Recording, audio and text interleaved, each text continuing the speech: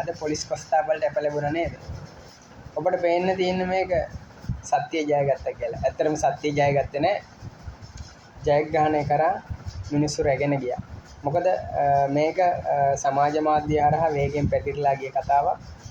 මේකේ ඇත්ත හැමෝම දැක්කා.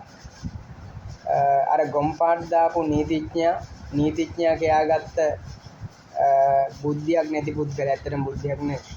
අර මම අදත් කියනවා කලිනුත් කිව්වා ඕන ගොනෙකුට උගතෙක් වෙන්න පුළුවන්, බුද්ධිමතෙක් වෙන්න බෑ. ඉතින් ඔය ඉන්නේ ඒ වගේ ගොනෙක්.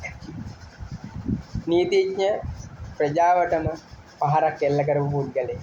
ඉතින් අපි අද දැක්කා ඒ නීතිඥයා වෙනුවෙන් පෙනී ඉන්න අර 12 වගේ හෙන්චයියෝ ටිකක් ඇවිල්ලා හිටියා.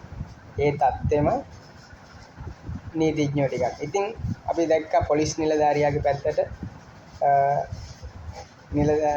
නීතිඥයෝ කිහිප දෙනෙක් ඇවිල්ලා හිටියා. ඇත්තට මේ කට්ටිය අගය කරන ඒ තමයි ඇවිල්ලා යහපත් ගතිගුණ තියෙන නිවැරදි දේ පැත්තේ හිට ගන්න නීතිඥයෝ. අනිත් එවුන් හොරු. ඇත්තටම ගත්තොත් ඔය දෙපාර්තමේන්තු දෙකම නීතියට සම්බන්ධයක්. ඔය දෙකේම ඉන්නේ වැඩිපුරම හොරු මංකොල්ලකාරයෝ. හොරු මංකොල්ලකාරයෝ වෙනුවෙන් පෙනී සිටින්න නීතිය කතා කරන්න හිටියට ඔයගේ වැඩිපුරම ඉන්නේ. ඉතින් අපි හරි දේ වෙනුවෙන් කතා කරනවා, හරි දේ වෙනුවෙන් පෙනී සිටිනවා. ඒ පොලිස් නිලධාරියා වෙනුවෙන් මේ රටම පෙනී හිටියා. ඒක තමයි ඇත්ත. මොකද ඔහු නිවැරදි, ඔහු සත්‍යවාදී. ඒ නිසා තමයි හැමෝම පෙනී සිටියේ. ඒකට හැමෝම බය වුණා. කෝ අර කුණුහරුප කියන ගොම්පාට් දාගෙන බුද්ධියක් නැතුව කෑ ගහපු නීතිඥයා. කෝ ඒ වන්නි නායකයා අද හැංගිලා. අද වන්නි නායකගේ පැත්ත ගන්න කාටවත් බැරි වුණා. පොලිස්පතිට නම කියලා කතා කරේ. හැබැයි පොලිස්පතිත් ඒ පැත්ත ගන්න, පොලිස්පතිටත් කරගන්න දෙයක් නැති වුණා. අවසානට පොලිස් පාර ඇමති ඔක්කොම ඒ පොලිස් නිලධාරියාගේ පැත්ත ගත්තා. හැබැයි ඊට කලින් අර එතන හිටිය සිදුවීම වුණ වෙලාවේ හිටපු අනිත් පොලිස් නිලධාරීන් ක්‍රියා කරපු හැටි දැක්ක ලැජ්ජයි. තමන්ගේ පහළ නිලධාරියාට වෙනත් එකෙක් පහර දෙද්දී ඒකට නොසැලී උදව් දෙදී හිටියා. පැකියාවෙන් අස් කරනවා කිව්ව අස් කෙරෙව. ඇත්තට මේක උනේ කියන එක මට නම් මේ කරු අධිකරණයට කිසිම අපහාසයක් කරන්නේ නැහැ. නමුත් මේක මට නම් මාරම ප්‍රශ්නයක්. මොකද අර වන්නි නායක කියන නීතිඥයෙක් කියාගත්ත පුද්ගලයා නීතිඥයෙක් නෙවෙයි. පුද්ගලයා කියපු විදිහට වැඩේ වුණා. එහෙම උනේ කොහොමද? සාක්ෂි නැහැ. සාක්ෂි නැහැ. ඔප්පු කරන්න සාක්ෂියක් නැහැ. හැබැයි ඒ වන්නි නායක කියන පුද්ගලයා බල්ලෙක් වගේ හැසිරිච්ච විදිය නම් තියෙනවා. පහර දුන්නා කියනවට මනුස්සයා දකිද්දි කියන්න පුළුවන්. පහර දෙන්න පුළුවන්. නැතිනම් ඒක මම පහර දුන්නද නැද්ද දන්නේ නැහැ. නමුත් පහර දෙලා නැහැ. හැබැයි ඔහුට විරුද්ධව නීතිය ශනිකව ක්‍රියාත්මක වුණ ගැන ප්‍රශ්නයක්. පොලිස් දෙපාර්තමේන්තුව හරි දුර්වලයි. ඒ නිසා හරිම කනගාටුයි මේ සම්බන්ධව. මේ හැම නීතිය සම්බන්ධයෙන් හැම ආයතනයක්ම දූෂිතයි. ඒකයි පෙනී යන්නේ. ඒ දූෂිත බව මේකෙන් පැහැදිලිව පේනවා. දූෂිත නැත්තම් මෙහෙම වෙන්නේ නැහැ.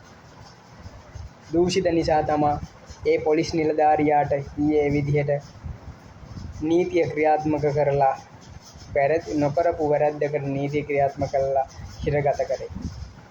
ඔහුට සාධාරණ ඉෂ්ට වෙන්න ඕනේ. ඒක තමයි ඇත්ත. කෝ අර ඡණ්ඩියා වගේ කෑ ගහපු වන්නි නායක අද හැංගිලා එළියට එන්න බෑ. හංගලාද වෙන්නත් පුළුවන්.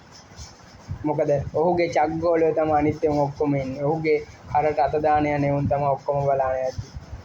හැබැයි මතක තියාගන්න. ජනතා බලය ඔක්කොටම වැඩිය ලොකුයි. ජනතා පරමාධිපත්‍ය ඔක්කොටම වැඩිය ලොකුයි. ඒක තමයි මේ ජයගත්තේ. සත්‍ය නෙමෙයි මේ ජයගත්තේ. සත්‍ය වෙනුවෙන් කවදාවත් නීතියට නැගිටින්න බෑ. හැබැයි මේ ජයගත්තේ ප්‍රජාතන්ත්‍රවාදය. අන්න ඒක මතක තියාගන්න. ජනතාව සියල්ල එකතු වුණා එක පැත්තකට. තව දවස් දෙකක් තව හිර කරලා තිබ්බනම් ලංකාවම එක තැනකට එනවා.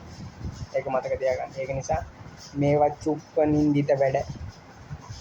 අපි කියන්නේ පොලිස්පතිට නිවැරදි දේවල් කරන්න. එක එකාට නැමෙන්න එපා.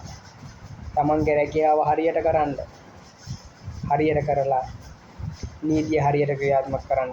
තමන්ගේ ගෙදර එකෙක් වැරැද්දක් කරත් ඒකට විරුද්ධව නීතිය හරියට ක්‍රියාත්මක කරන්න.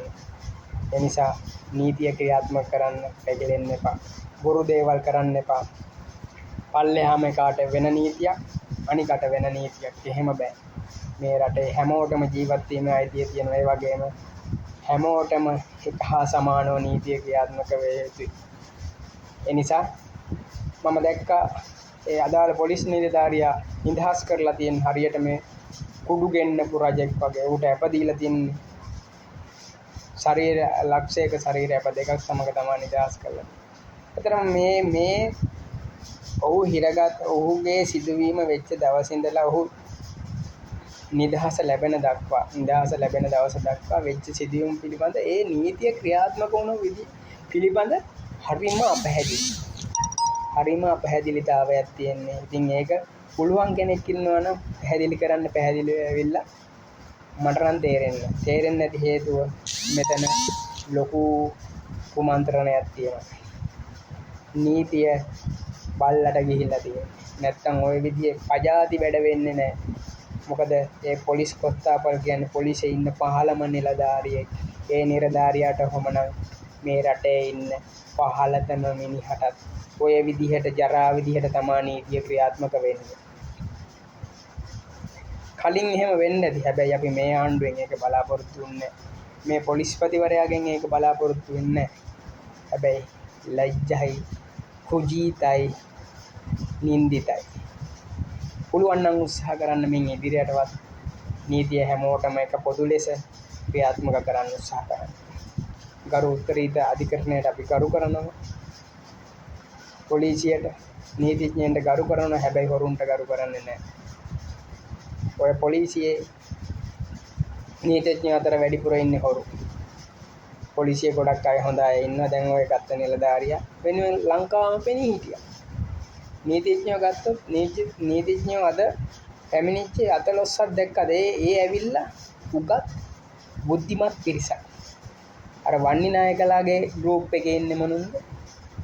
උගත්කම ඇති, බුද්ධිය නැහැ. අර ඕන ගොනෙකුට උගතෙක් වෙන්න පුළුවන්, බුද්ධිමතෙක් වෙන්න බෑ. ඒක තරයේ මතක තියාගන්න. හැමෝටම නීතිය එක විදිහට ක්‍රියාත්මක කරන්න. ඒ තමයි සාධාරණය වෙනුවෙන් හැමෝටම ලැබෙන තෑග්ග. හැමෝම බලාපොරොත්තු වෙන සාධාරණ විදියට ජීවත් වෙන්න. ඒ නිසා හැමෝටම සාධාරණ ඉෂ්ට කරන්න. සැමට එක ලෙස නීතිය ක්‍රියාත්මක කරන්න. ස්තුතියි.